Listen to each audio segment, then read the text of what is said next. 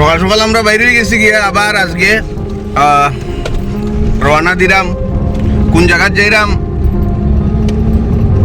লগে থাকবা, দেখতে পারবা। আমার লগে আছে আবার আজকে আবার লালটুদা ড্রাইভার আজকে লালটুদা। আমার লগে আরেকজন আছে সুমন। সবে হয়তো হাইলাকান্দি সবে হয়তো চিনন তারে, প্রসিদ্ধ মিষ্টি বিক্রেতা, বর্তমানে অলরাউন্ডার কইতে লাগবো। আমরা বন্ধু এখন অলরাউন্ডার, সপ্তাহ পারে একটা লাইফে সবকিছু করছে। Right now stable. আচ্ছা যাই হোক, পাস্ট ইজ পাস্ট। এখন আমরা কই যাইরাম একটু আমি দেখাইরাম, লগে থাকবা, একটু সময় দেখাইমু। আমরা এদিকে আবার রাস্তার খাজও থাকবা লগে।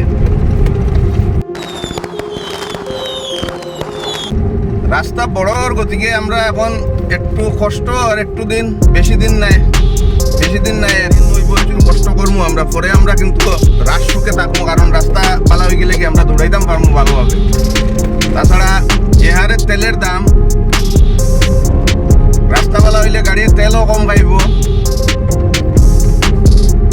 ভালো থাকবো। তো চলো আমি আস্তে আস্তে দেখাইলাম, কারণ ভিডিও বেশি লম্বা করতাম নাই। 30 কিলোমিটার জার্নি করার পরে আমরা মোটামুটি আমরা গন্তব্যের কাছাকাছি আই গেছি গিয়া। একটু জায়গা বাকি, আমরা গন্তব্যে পৌঁছে যাইমু গিয়া। তো রাস্তাটা একটু খারাপ, যেহেতু পাহাড়ি রাস্তা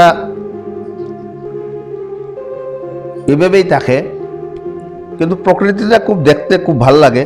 চতুর্দিকে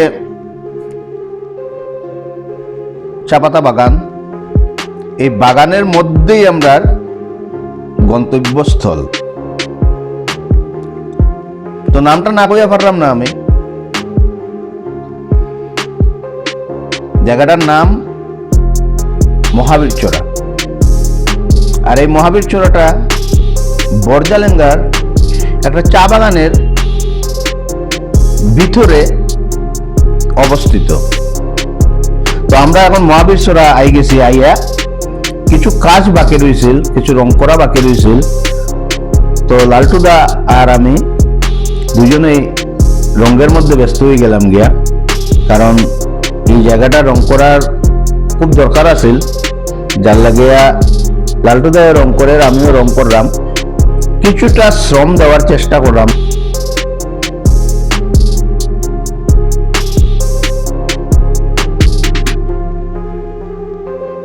তো আস্তে আস্তে মানুষজন পূজা দিতেও হয়ে গেছে গিয়া, সবে পূজাও দের। একটা ছোট্ট ক্লিপ তুলিয়া ধরলাম, ভালো লাগলে একটু শেয়ার দিবেন প্লিজ।